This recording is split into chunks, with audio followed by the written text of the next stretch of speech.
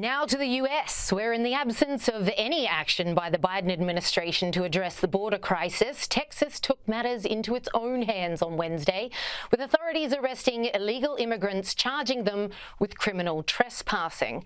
This is significant. These were the first arrests of illegal aliens since the state took control of their part of the border with Mexico last week, given federal officials were letting anyone and everyone through.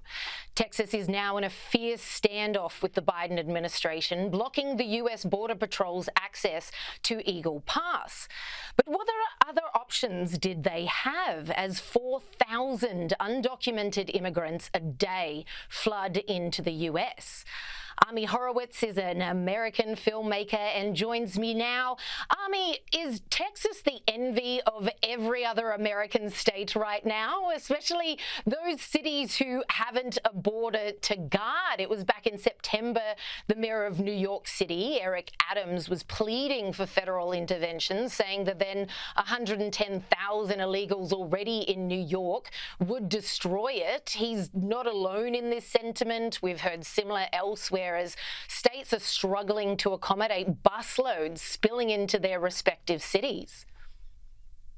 Yeah, it's incredible to me to watch Eric Adams freak out about 100,000 people coming to the city when these border states, Liz, are dealing with millions of them coming through, right?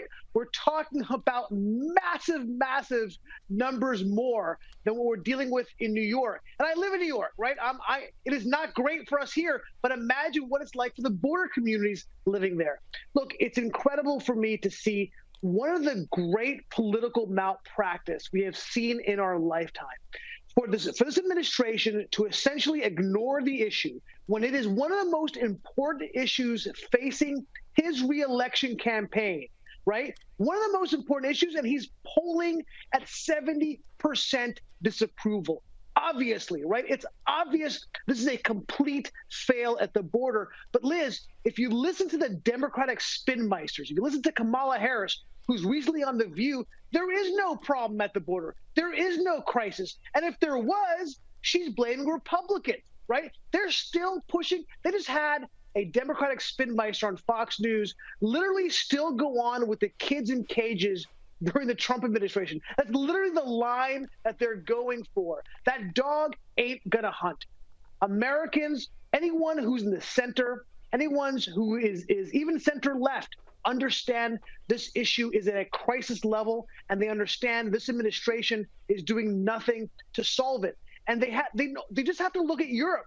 Immigration has been a major driver of electing the people on the right in Finland and in France and in Italy and in the Netherlands. They've seen governments topple over this issue. This is just as big an issue here in the U.S., and they're doing nothing to stop it.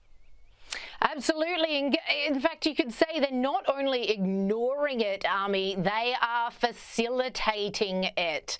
That's what's really going on here. We know that they know what is going on. They're just refusing to do anything about it, and Americans are sick of it. The silver lining, of course, is this is a gift that keeps on giving if you're on the Trump campaign, if you're on Team Trump. This is something that he can ride all the way to the White House, isn't it? Absolutely, no question about it. In fact, if I were Trump, right, or Trump's advisors, I would tell the president, the former president, I would say, look, if somebody asks you how's your day going, the only two words out of your mouth should be immigration and inflation. That's it. Hey, Trump, tell me what's your day like today? Immigration, inflation. But you bring up a very interesting point, right? You bring up the point about they really do know it's a crisis. They do understand that people are flooding across and they're doing nothing. And the question becomes, Liz, why? Why would they do that? And the answer is not super complicated. They have made one of the great political miscalculations, I think, maybe in history. Now, they thought that what they call, their words, not mine, the browning of America, right, which says we'll bring in all these illegals to this country. They will change the demographics of the United States, and therefore we will have a stable supermajority, Democratic supermajority for decades because they're all going to vote Democrat. But guess what happened on the way there? We start to find out that guess what? The next generations, they are all moving toward the Republican base. And now we're seeing that this is going to end up being one of the great miscalculations in history.